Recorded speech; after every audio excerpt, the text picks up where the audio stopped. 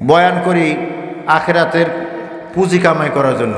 ফজরের নামাজটা যদি মিস করে ফেলাই, এই বয়ান দিয়ে জান্নাত না জাহান্নাম?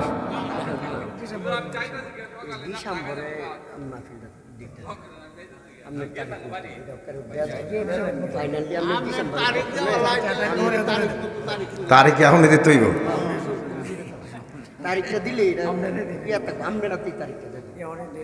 কোন সপ্তাহ হইলে ভালো এখন? ডিসেম্বরের প্রথম সপ্তাহে, ডিসেম্বরের প্রথম সপ্তাহে গরম গরম খায় মানুষ বেশি।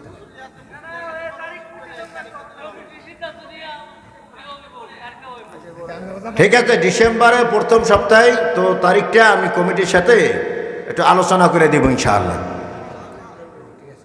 ঠিক আছে ইনশাআল্লাহ।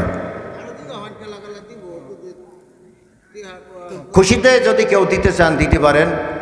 তো এখানে যেহেতু আসছেন, আপনারা আমারে অনেক কিছু দিয়ে ফেলাইছেন, আমারে মানে মাহফিলি দিচ্ছেন না? এখন আমার কিছু দেওয়া দরকার আছে না নাই? আমি কিছু দিয়ে আপনাদেরকে খুব মনোযোগ দিয়ে নিবেন, পারবেন তো ইনশাআল্লাহ?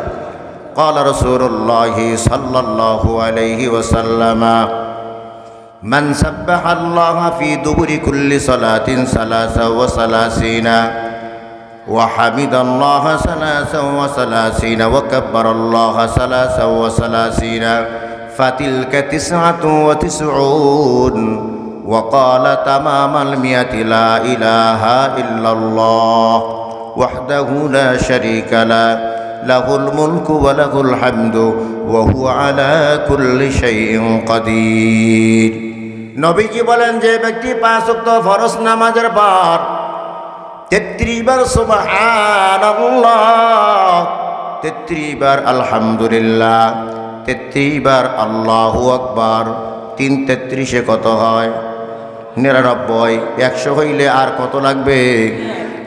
একবার পরে লা ইলাহা ইল্লাল্লাহ ওয়াহদাহু লা শারীকা লাহ লাহুল মুলকু ওয়া লাহুল হামদু ওয়া হুয়া আলা কুল্লি শাইইন কাদির গুফিরাত খাতায়াহু, তার জীবনের সব গুনাহ মাফ হয়ে যায়। ওয়া ইন কানাত মিসলা জাবাদিল বাহর, ওই গুনার পরিমাণ যদি সাগরে ফেনা সম পরিমাণও হয়,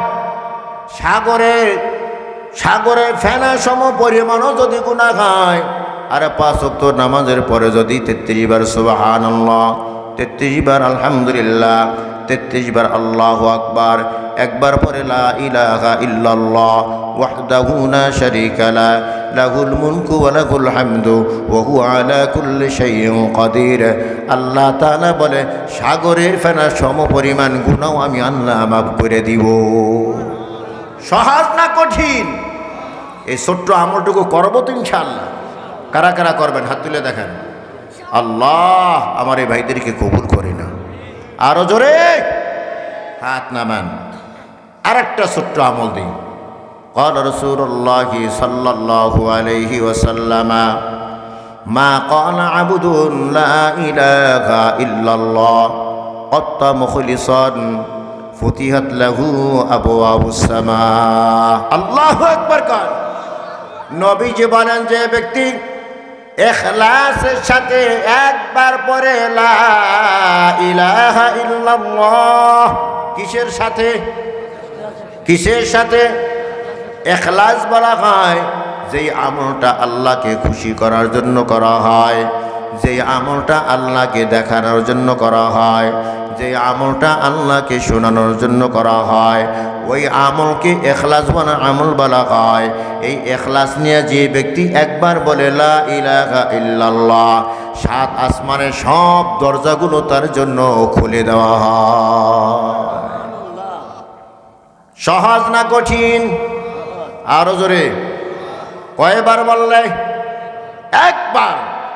রাতের বেলা আপনি ঘুমান, হঠাৎ আপনার প্রস্রাবের ব্যাগ হয়েছে, অথবা ডান কাতে আপনি ঘুমান, হঠাৎ করে আপনি বাম কাতে এখন ঘুমাইবেন, চোখটা ছুইটা গেছে, পাশে তাকায় দেখেন বিবি আমার ঘুমায়, ওই রুমের ভিতরে ছেলেরা ঘুমায়, এই রুমের ভিতরে মেয়েরা ঘুমায়, সবাই ঘুমিয়ে আছে। হঠাৎ এই হাদিসটা মনে হয়েছে, ওই যে মুস্তাফিজুর রহমান সিদ্দিকী বলছিল, যদি ইখলাস নিয়ে একবার লা ইলাহা ইল্লাল্লাহ বলা হয়, এখলাসের ব্যাখ্যা তো আগে দিলাম, এখন তো আমাকে কেউ দেখে না, আমি আস্তে করে একবার পড়ে নিলাম লা ইলাহা ইল্লাল্লাহ। এ যুবক ভাই, এই গভীর রাতে তুমি 7 আসমানের সব দরজাগুলো খুলে ফেলেছো। তোমার বিবি জানে না, ছেলে জানে না, মেয়ে জানে না, তোমার গ্রামবাসী কেউ জানে না, গভীর রাতে আসমানের সব দরজা তুমি খুলে দিয়েছো। পারা যাবে? নীরবে যখন থাকবেন, খুব মনোযোগের সাথে নিজেকে বুঝাইবেন, মন এখন তো কেউ নাই, এখন কেউ নাই। আমরা তো আমল যা করি আরেকজনকে দেখানোর জন্য করি, কথা কয় না যে আমি এর জন্য একটু প্রশংসা পাই, অমুকে খুব সুন্দর আমল করে। নামাজে যখন যাই, মসজিদে মুসল্লিরা পাশে আছে, এখন সে কি সুন্দর করে নামাজটা পড়ে, কেন? যে অমুকের নামাজ খুব সুন্দর, আল্লাহওয়ালা মানুষ, এই একটা প্রশংসা বাহবা পাওয়ার জন্য। আর যখন একা একা নামাজ পড়ে, তো মুরগিতে যেমন আধা খায়, টপ টপ করে খালি ঠোকর মারে, সেজদা দেয়, উঠায় আর উঠায়, উঠায় আর উঠায়, কথা খায় না। আরো জোরে কান। তো যখন একা একা থাকবেন, তখন এই আমলগুলো করবেন খুব ইখলাস নিয়া, খুব মনোযোগ নিয়ে। আল্লাহ কেউ তো দেখে না, কেউ নাই, এই যে কালেমা পড়তেছি তোমাকে খুশি করার জন্য। আল্লাহু আকবার কান। পারবো তো ইনশাআল্লাহ? আরো জোরে কান। আর একটা ছোট্ট আমল, কেউ যদি 100 বার, দৈনিক 100 বার পরে সুবহানাল্লাহি ওয়া বিহামদিহি, শুধু এতটুকু, সুবহানাল্লাহি ওয়া বিহামদিহি। ও এলাকার মা বোনেরা মন দিয়ে শোনেন, কেউ যদি 100 বার দৈনিক পরে সুবহানাল্লাহি ওয়া বিহামদিহি, সমুদ্র ফেনা পরিমাণ যদি তার গুনাহ আমল নামা থাকে, আল্লাহ মাফ করিয়া দেন। এর সাথে যদি আর একটু যোগ করেন, তাহলে ওই বুখারীর শেষ হাদিস, ক্বালা রাসূলুল্লাহ সাল্লাল্লাহু আলাইহি ওয়াসাল্লাম, কালিমাতানি হাবিবাতানি ইলার রহমান, খফিফাতানি আলাল লিসান, সাকিলাতানি ফিল মিজান, সুবহানাল্লাহি ওয়া বিহামদিহি, সুবহানাল্লাহিল আযীম। নবীজি বলেন, দুইটি কালেমা জবানে হালকা, পড়ায় সহজ, মিজানে অতি ভারী এবং আল্লাহ পাকের নিকট অতি প্রিয়। কালেমা দুইটি হলো এই সুবহানাল্লাহি ওয়া বিহামদিহি, সুবহানাল্লাহিল আযীম। কালেমা দুইটা পড়বেন আর মনে মনে ভাববেন, আমার মিজানের পাল্লা ভারী হইতেছে। পারা যাবে? ভাই, চায়ের দোকানে বসিয়া গল্প গুজব কইরা, আড্ডা মাইরা সময় নষ্ট করেন না। বিড়ি টানতে টানতে সময় নষ্ট করেন না। সারাক্ষণ শুধু পান চাবাইয়া সময় নষ্ট করেন না। গান বাজনা শুই না, সময় নষ্ট করেন না। সময়গুলা কাজে লাগান, কাজে লাগান। জান্নাতে যাওয়ার পরে কোনো আফসোস থাকবে না, কোনো টেনশন থাকবে না, কোনো চিন্তা থাকবে না।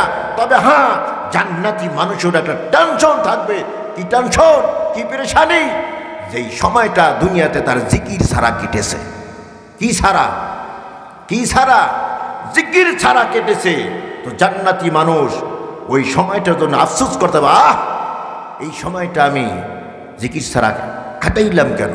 এই সময়টা যদি আমি জিকির করতাম, জান্নাতে আমার মর্যাদা আরো বাড়তো, আরো বাড়তো, আরো বাড়তো। এই জন্য সবসময় জামানের ভিতরে কি রাখবো? জিকির লাগবো। কার জিকির? কার জিকির? আল্লাহ আমাদের তৌফিক দান করুন।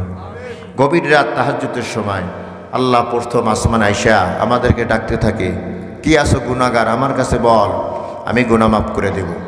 কে আছো অসুস্থ, আমার কাছে বল, আমি সুস্থ করে দিব। কে আছো বিপদে মুসিবতে পড়ে আসো, আমার কাছে বল, আমি আল্লাহ তোর বিপদ দূর করে দেব। সবাই আল্লাহর কাছে হাত তুইলা চোখের পানি ফালাইয়া কান্নার চেষ্টা করব ইনশাআল্লাহ।